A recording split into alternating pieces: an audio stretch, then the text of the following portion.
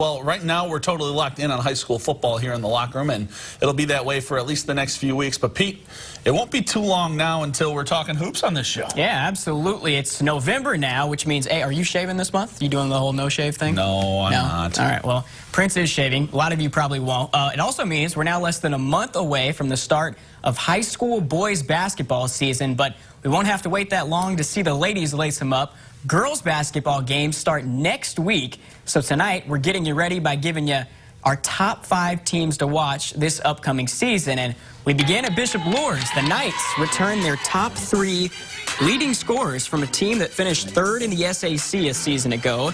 That includes do-it-all senior Lydia Reinbold, who led her team in every category imaginable last year. The Bellarmine University commit put up over 14 points and 8 rebounds per game on her way to being named first-team all-conference as a junior. And Reinbold is a big reason why head coach Mark Pixley is excited about this team.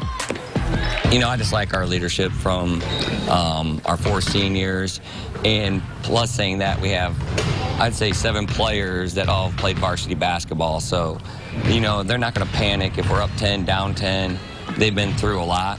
So, you know, I'm going to rely on them, you know, never to quit and, you know, play hard all the time. I think that we just need to give it our all the entire game, and we can't take those little mental lapses off that we have in the previous years, because we're all upperclassmen now, and now that we finally have worked together for 4 years, it's time for the payoff. We just got to keep doing what we're doing. We're very excited. I mean, I think we were prepared for it, so we're looking forward for a very good season. The Knights will host Central Noble in their season opener next Saturday. 3 days after that, Pete, Lures will test themselves against the number 4 team in our countdown. That's where Angola checks in. Brandon Appleton has the Hornets rolling right now. They're coming off back-to-back 20-win season and their first sectional title since 2003. And with leading scorer Hannah Null back to lead the way, Angola looks like the team to beat in the NECC. Everybody that I read articles about usually has us pegged as the top in the conference, so I can expect West Noble and Lakeland and some of those schools in our conference are going to give us everything they have. And, you know, we haven't really talked a whole lot about our past. You know, we just want to keep things moving forward and in the future, because as a group of these girls is concerned, this group hasn't won a game yet. So although the recognition is nice, until we earn something, you know, it's just talk. Our goal is to definitely get back in that regional again, and this year to win it. We want to get our sectional, obviously, and then all the little ones along the way, like the conference and the tournament, and those are our main goals, and just shooting for all those games. I mean, I think if everybody buys in, we can get as far as we want to go. We can get all the way to state. I think it's possible. I think everybody's just got to buy in. Mentioned that game at Bishop Lourdes earlier. That will actually be the season opener for the Hornets on November 12th. We move to the NE8 now with Norwell, and Eric Thornton's team returns a ton of talent from a squad that finished to 19-4 last season. Knights were led by a pair of sophomores a season ago. Maya Shelton and Kaylee Filling combined to average nearly 25 points per game between the two of them. Point guard Lauren Bales is back as well, and seems like this group has all the ingredients it needs to make this a special season down in Ossian. There's definitely a hunger to get back to winning a conference championship, winning a sectional. We didn't win either one of those last year. And so when you're used to winning and it's taken away, you have to earn that back. And this group's willing to put in the work, willing to be good teammates, willing to be coachable.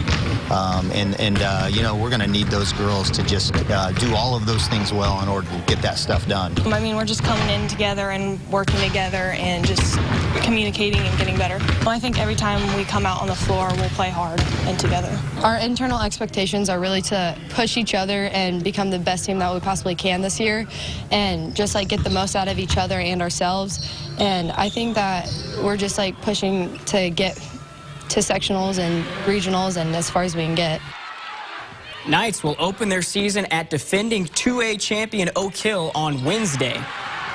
Back to the SAC as the second-ranked team in our top 5 plays their basketball at Southside High. Once again, the Lady Archers return some of the top talent in the area under head coach Juanita Goodwell. South returns 4 starters off a team that won 16 games. That includes JC Jones, Olivia Smith, and Alea Chapman, who all averaged double figures last season. And Goodwell is hoping this group's experience can guide them to big things.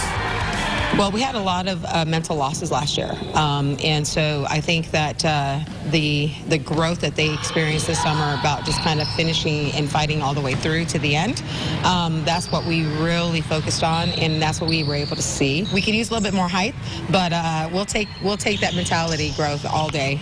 So having that experience that they've had, losing those tough ones last year, I think has propelled them to be a little bit more hungry. Our expectations for this year is for our leaders that came back, especially our seniors, is to be a leader to the younger classmen.